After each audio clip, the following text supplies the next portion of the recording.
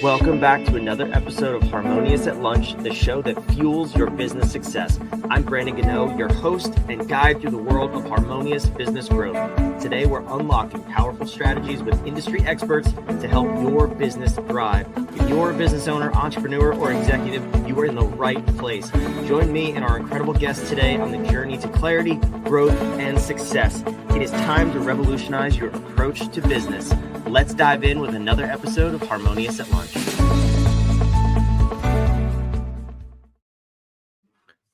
Welcome back in. It's more bite-sized business advice. In today's episode, we're talking about the climate crisis, but not just talking about it. We're talking about how you can help as a business owner. I am a huge proponent that small business owners are the backbone of society, and we're also the backbone of change. If all of us change, then the world can't help but change with us. So let's talk about how we can do that and make the world a better place with a very special guest, John Lamy. Welcome to the show, and thank you for being here. Brandon, thank you so much for having me. I'm really looking forward to chatting with you. So this is an exciting conversation. It's also sort of a buzzword topic these days, climate crisis. So why don't we kind of set the stage there and help me understand, what do you mean by climate crisis? Yeah, good. I'm glad you asked it that way, because I look at it as having two levels. One that everybody's familiar with, CO2, fossil fuel, temperature rising. The oceans have gone up about 10 inches over the past little while.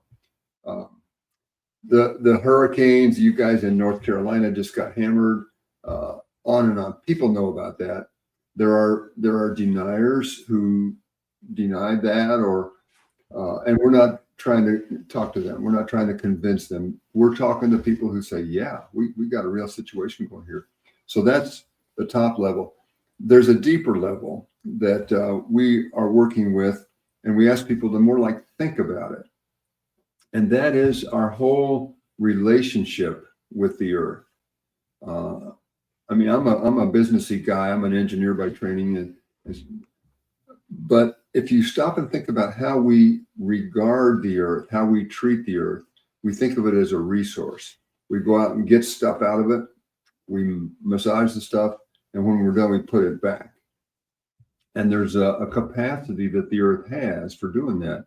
And very broadly aggregating it all together, we're at about twice what the earth can handle today. The amount we're taking out is roughly twice what it can supply in the long term. And the amount of pollution we're putting back out is about twice what it can handle. Just very round numbers. So that is a deeper meaning of the climate crisis. And we want people to begin to think about their relationship with the earth, and to think instead, we people are products of the earth. We are part of the earth. Even if we're in business, even if profit is our main objective, we still are children of the earth, you might say. So that's the deeper part of the crisis, that we are alienated. There's an alienation from the earth, and then obviously from each other. By the time this goes on the air, it'll be many months from now. But we just now had an election in this country, and there's a lot of animosity and antipathy and alienation. That's all part of the problem. So we want to help people to address that at a real fundamental level, and thereby tackle the climate crisis, that first level thing, the CO2 and the fossil fuel. So that's a longish answer, but that gives you the general idea. Companies who sincerely feel that and say, well, I want to help. I mean, we still have to, we got to run the black. We got to produce a bottom line that's going to be favorable, but what can we do to tackle the climate crisis? Well, that's a big question. Yeah. I don't think we can answer that question in the next 10 minutes, but we're going to chip away at it. And I like what you said there. We were designed to be stewards of the earth, to manage it, to maintain it. Yep. And it's a powerful word. Honestly, it's a word that we use at our company, Humanop, and we are stewards of the company. We are stewards of the planet. Mm-hmm. And to think that to adopt the consumer mindset is dangerous, and it's kind of what got us in this place. So shifting from a consumer to a steward is, maybe step one, if not maybe in the top 5 steps. But let's start answering that question. What can we do to solve this problem? What, from your Yeah. perspective, what do you think really is step one? Yep. I'm glad you looked at that because I think of it as steps. I think of it as a process. Again, I'm an engineer by training, so I tend to think that way. Step one is to just look at the company itself, look inward, and think about what are our values? What are the actual values that drive this company? And are we open to expanding them to include, I like your word, stewardship of the earth? Could we sincerely, now you got to watch for greenwashing. You got to watch for wordsmithing. I've facilitated a lot of these meetings where people try to create value statements and they just wordsmith. That's not going to do it. You need to really think. So let's start with that. What are our actual values? And then you expand that out a bit. What is our actual carbon footprint of our company? What is it, and how does it compare with other companies, either in our industry or of the same size or the same number of employees or whatever? But how are we doing? A third thing, and this starts to get into one of our company's deeper values. What are our externalities? Meaning, that's kind of an economics term, but activities that we participate in that do not appear in our financials. That's the way I look at it. So the example that I like, and it's kind of poignant, we're a manufacturing company and we use trichloroethylene for cleaning. It's a solvent, and when we've used it and it's dirty, we'll just pour it in the little creek out and back. Who cares? It's not that big. We only use a couple of gallons a month, so that's an externality. Why? Because it doesn't show up on anybody's profit and loss statement. Goes into the creek, causes cancer, is bad stuff. We could, as a company, decide to stop doing that and to send it off to a class 1 dump site where they actually work on this stuff. Find out your externalities and at least measure them. So that's an important step. And then maybe a fourth step is to appoint a green team within your company, cross-functional. So it probably, if you're a manufacturing company, which I came from Silicon Valley, we made stuff. So you've got an R&D group, oftentimes fairly smart folks that can help guide the science part of it. You usually have a manufacturing group where maybe 50, 60% of your employees are. And then you've got a marketing team, you've got a finance team, and so on. So take the people from cross-functionally and task them with managing your approach to tackling climate. Have them figure out, well, gee,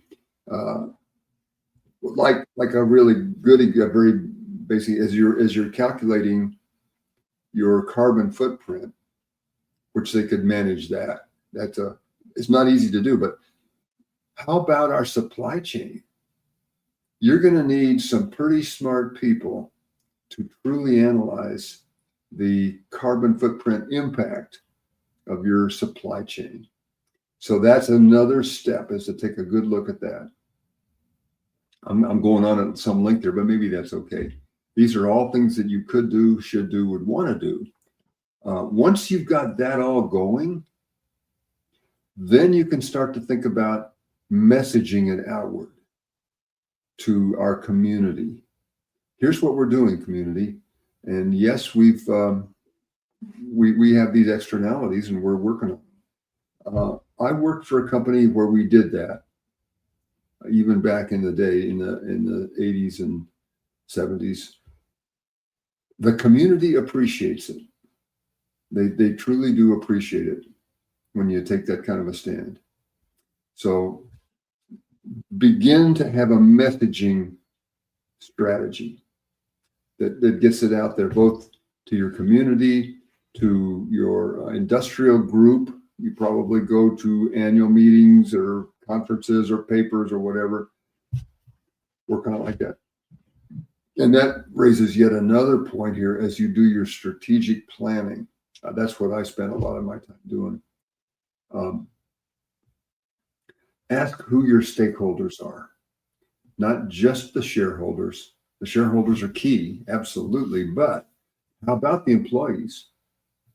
People love to work for, they do. They love to work for a company that's doing something like this. How about your supply chain? Very often you can have a really good symbiotic relationship with your supply chain, and they appreciate it. They often can't afford to get the kind of training that they would like, and maybe you can supply that for free to them because you've got the expertise.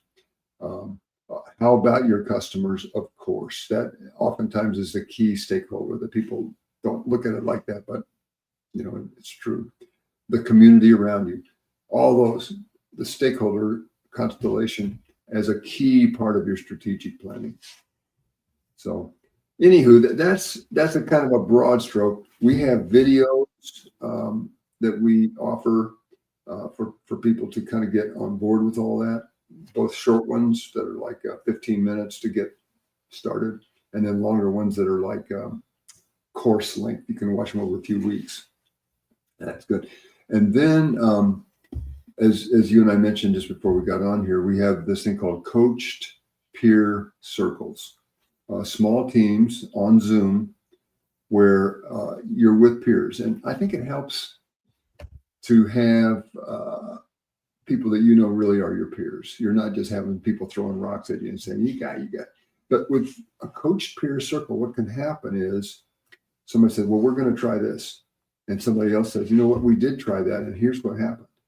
And that's different than people saying, oh, that's not going to work. When someone says, I'm a peer, I'm a CEO just like you. We tried it. Here's what happened. And we didn't anticipate that. Or here's another idea. Oh, that kind of thing when it's peers. So Steve and I work to collaborate that to make that. So anyway, that's super cool. I love I like that concept first and foremost, because I mean, it's, accountability is it's not a new idea, but it's a great idea. So we should all leverage it. But something you said, I want to dive into the 5 steps, just on one or two of them real quick. First and foremost, values. We've mentioned that a number of times on this show. And our other show, The Ether, we've talked at length about why you need to start with your core values and how that helps every other decision in your organization. So, John, spot on. Love that one. We don't need to dive in there. Step 2, though, I am curious about this. We're talking to business owners, smaller businesses, whether they're solopreneurs or they have anywhere from 5 to 25 to 50 employees. You said calculate your carbon footprint. Yeah. I am not that smart of a guy. I don't know exactly how to do that, but I have seen it. I booked some flights this weekend, and I see on United, shout out United if you want to sponsor our show, we love you. But it says 185 kilograms of CO2 per seat. And I'm like, okay, I have no idea what that means, but it's a cool calculation. How do we go about understanding what our carbon footprint is and then benchmarking it and improving it? That's a lot of questions in one, but that concept never really made sense to me. How we're actually calculating this number. Yeah, and it's fairly technical, I would say. Okay, maybe we need a part 2. But yeah, how about establishing? Are there industry benchmarks once we've calculated it? Are there clear ways to reduce it? Mm-hmm. There are. You look at the specifics of your activity. They break it into, they call it scope 1, scope 2, scope 3. Scope 1 is here's just our facility. And you can say, okay, well, I can begin to wrap my mind around that. We run a big machine that puts out X amount of, let's say it runs on diesel fuel. So it runs 24 hours a day. And so it puts out this amount. Oh, okay. You can calculate that. That's a fairly straightforward calculation. So many tons or pounds of CO2 go out per day. All right, there's one. That kind of thing is called scope 1. Scope 2 is the utilities that you bring directly in. So we consume a certain amount of electricity. You look on your bill and you say, well, we consume 100 kilowatt hours per day. Okay. Well, where does that come from? Here in Oregon, something like 50% of it is solar or wind. Good.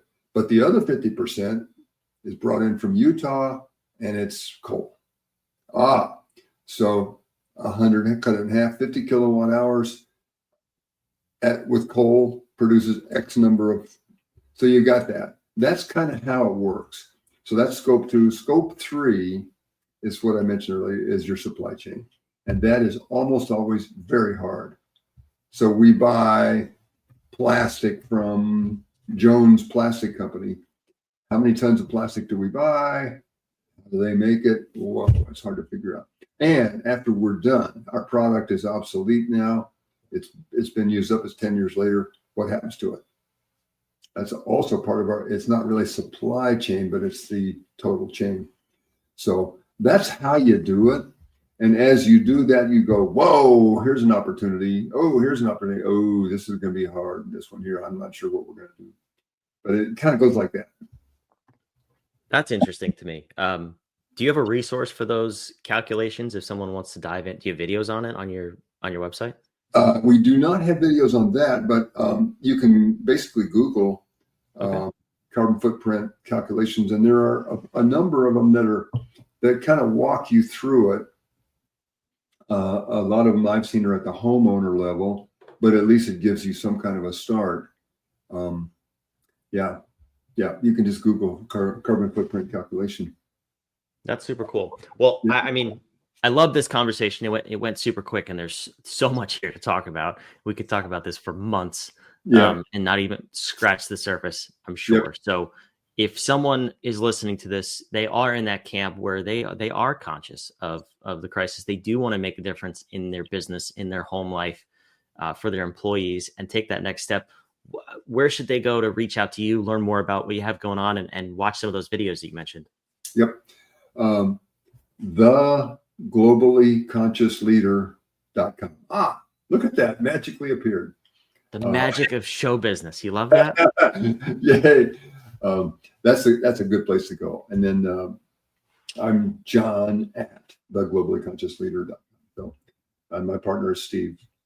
And we've been at it for a few years now. And frankly, we have not yet really gone large. We haven't really skinned the cat yet. So we're just working on ways of reaching out. We've been working on a book, for example, writing a book. I don't know if you've ever written a book, but it's a lot of work.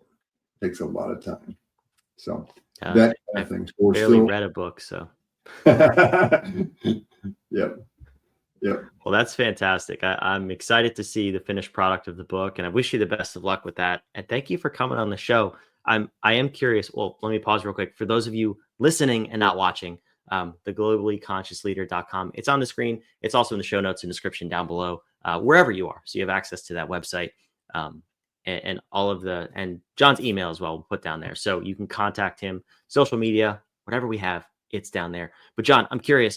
I love to end these shows with a powerful question. And to me, it's a great way for the listener to just ask themselves this question and actually take action on this episode. So for you, for the business owner who's not a denier, who's in that sweet spot of they want to make a difference, but they're overwhelmed with everything, every potential option to make a difference, what is a powerful question you want them to ask themselves so they can take action and start to fight the climate crisis that we have going on?